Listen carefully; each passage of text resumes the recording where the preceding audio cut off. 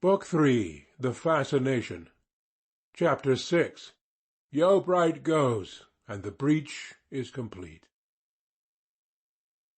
All that evening, smart sounds denoting an active packing up came from Yeobright's room to the ears of his mother downstairs. Next morning he departed from the house and again proceeded across the heath. A long day's march was before him, his object being to secure a dwelling to which he might take Eustacia when she became his wife.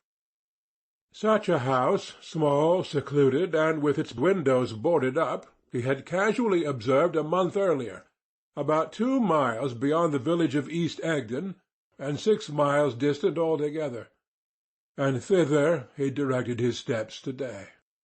The weather was far different from that of the evening before. The yellow and vapoury sunset, which had wrapped up Eustacia from his parting gaze, had presaged change. It was one of those not infrequent days of an English June which are as wet and boisterous as November. The cold clouds hastened on in a body, as if painted on a moving slide.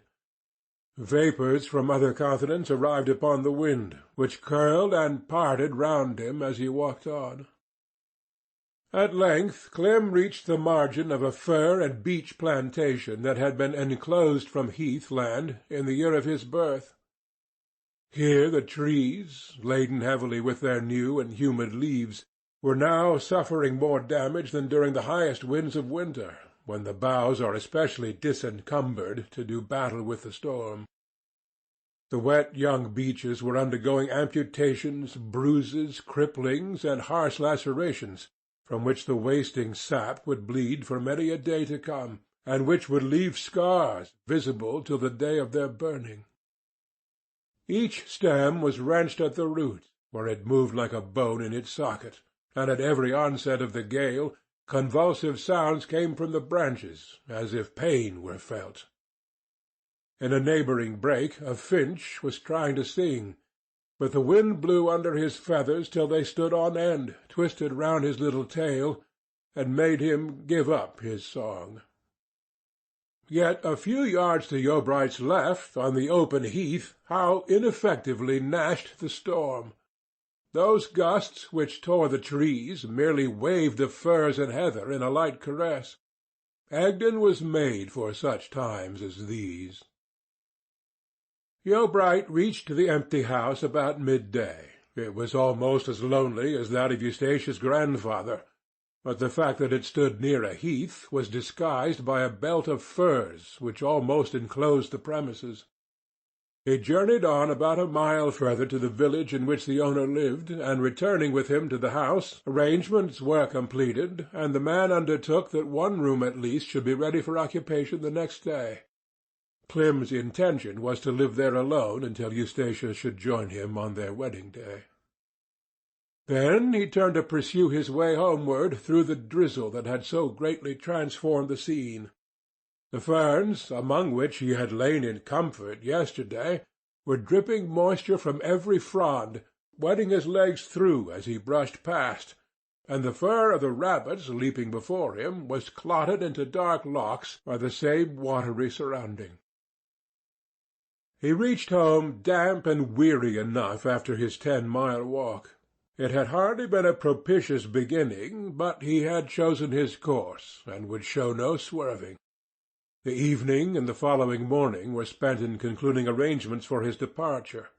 To stay at home a minute longer than necessary after having once come to his determination would be, he felt, only to give new pain to his mother by some word, look, or deed. He had hired a conveyance and sent off his goods by 2 o'clock that day. The next step was to get some furniture, which, after serving for temporary use in the cottage, would be available for the house at Budmouth, when increased by goods of a better description. A mart, extensive enough for the purpose, existed in Anglebury, some miles beyond the spot chosen for his residence, and there he resolved to pass the coming night. It now only remained to wish his mother good-bye. She was sitting by the window as usual when he came downstairs. "Mother, I am going to leave you," he said, holding out his hand. I thought you were by your packing, replied Mrs. Yeobright, in a voice from which every particle of emotion was painfully excluded. And you will part friends with me? Certainly, Clem. I am going to be married on the 25th. I thought you were going to be married. And then you must come and see us. You will understand me better after that, and our situation will not be so wretched as it is now. I do not think it likely I shall come to see you. Then it will not be my fault or Eustatia's. Mother, good-bye. He kissed her cheek, and departed in great misery, which was several hours in lessening itself to a controllable level. The position had been such that nothing more could be said without, in the first place, breaking down a barrier, and that was not to be done. No sooner had Yeobright gone from his mother's house than her face changed its rigid aspect for one of blank despair. After a while she wept, and her tears brought some relief. During the rest of the day she did nothing but walk up and down the garden path in a state bordering on stupefaction. Night came, and with it but little rest. The next day, with an instinct to do something which should reduce prostration to mournfulness, she went to her son's room, and with her own hands arranged it in order for an imaginary time when he should return again. She gave some attention to her flowers, but it was perfunctorily bestowed, for they no longer charmed her. It was a great relief when, early in the afternoon, Thomason paid her an unexpected visit. This was not the first meeting between the relatives since Thomason's marriage, and past blunders having been in a rough way rectified, they could always greet each other with pleasure and ease. The oblique band of sunlight which followed her through the door became the young wife well. It illuminated her as her presence illuminated the heath. In her movements, in her gaze, she reminded the beholder of the feathered creatures who lived around her home. All similes and allegories concerning her began and ended with birds. There was as much variety in her motions as in their flight. When she was musing, she was a kestrel, which hangs in the air by an invisible motion of its wings. When she was in a high wind, her light body was blown against trees and banks like a heron's. When she was frightened, she darted noiselessly like a kingfisher. When she was serene, she skimmed like a swallow, and that is how she was moving now. You are looking very blithe, upon my word, Tansy, said Mrs. Yeobright, with a sad smile. How is Damon? He is very well. Is he kind to you, Thomasin? And Mrs. Yeobright observed her narrowly. Pretty fairly. Is that honestly said? Yes, aunt, I would tell you if he were unkind. She added, blushing and with hesitation. I don't know if I ought to complain to you about this, but I am not quite sure what to do. I want some money, you know, aunt, some to buy little things for myself, and he doesn't give me any. I don't like to ask him, and yet perhaps he doesn't give it me because he doesn't know. Ought I to mention it to him, aunt? Of course you ought. Have you never said a word on the matter? You see, I had some of my own, said Thomasin evasively, and I have not wanted any of his until lately. I did just say something about it last week, but he seems not to remember. He must be made to remember. You are aware that I have a little box full of spade guineas, which your uncle put into my hands to divide between yourself and Clem whenever I chose. Perhaps the time has come when it should be done. They can be turned into sovereigns at any moment. I think I should like to have my share. That is, if you don't mind. You shall if necessary, but it is only proper that you should first tell your husband distinctly that you are without any, and see what he will do. Very well, I will. Aunt, I have heard about Clem. I know you are in trouble about him, and that's why I have come. Mrs. Yeobright turned away, and her features worked in her attempt to conceal her feelings. Then she ceased to make any attempt, and said, weeping, Oh, Thomasin, do you think he hates me? How can he bear to grieve me so, when I have lived only for him through all these years?" "Hate you? No. said Thomasin soothingly. It is only that he loves her too well. Look at it quietly, do. It is not so very bad of him. Do you know, I thought it not the worst match he could have made. Miss Vi's family is a good one on her mother's side, and her father was a romantic wanderer, a sort of Greek Ulysses." "It is no use, Thomasin, it is no use. Your intention is good, but I will not trouble you to argue. I have gone through the whole that can be said on either side, times and many times. Clym and I have not parted in anger, we have parted in a worse way. It is not a passionate quarrel that would have broken my heart. It is the steady opposition and persistence in going wrong that he has shown. Oh, Thomasin, he was so good as a little boy, so tender and kind." "He was, I know." "I did not think one whom I call mine would grow up to treat me like this. He spoke to me as if I opposed him to injure him, as though I could wish him ill." "There are worse women in the world than Eustacia Vi." "There are too many better, that's the agony of it. It was she, Thomasin, and she only, who led your husband to act as he did. I would swear it." "No," said Thomasin eagerly. "it was before he knew me that he thought of her, and it was nothing but a mere flirtation." "Very well, we will let it be so. There is little use in unravelling that now. Sons must be blind if they will. Why is it that a woman can see from a distance what a man cannot see close? Clym must do as he will. He is nothing more to me, and this is maternity, to give one's best years and best love to ensure the fate of being despised." "You are too unyielding.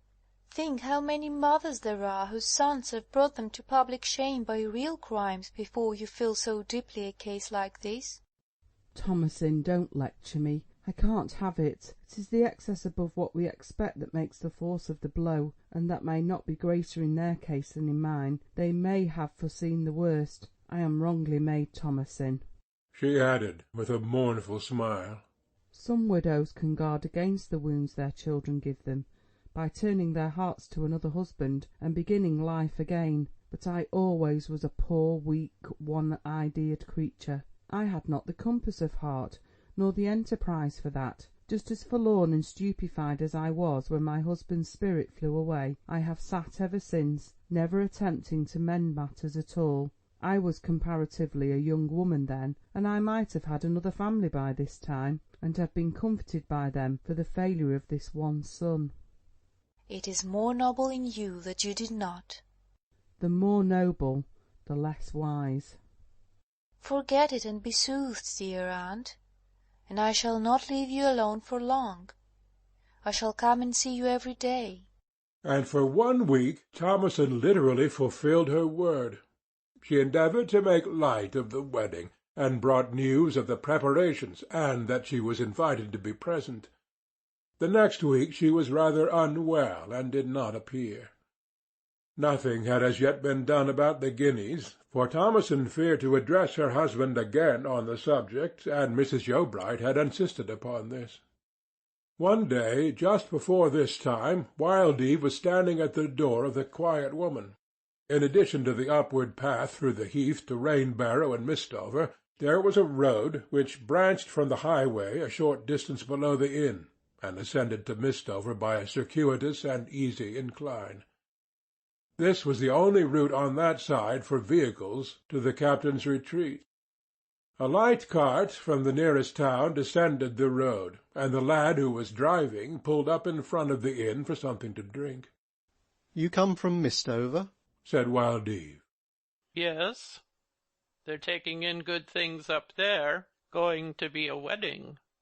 And the driver buried his face in his mug. Wildeve had not received an inkling of the fact before, and a sudden expression of pain overspread his face. He turned for a moment into the passage to hide it. Then he came back again. "Do you mean Miss Vi?" he said. "How is it? That she can be married so soon?" By the will of God and a ready young man, I suppose. You don't mean Mr. Yeobright? Yes, he has been creeping about with her all the spring. I suppose she was immensely taken with him. She is crazy about him, so their general servant of all work tells me. And that lad Charlie, that looks after the horse, is all in a daze about it. The stun-pole has got fond-like of her. Is she lively? Is she glad? Going to be married so soon. Well. It isn't so very soon. No, not so very soon. Wildeve went indoors to the empty room, a curious heartache within him.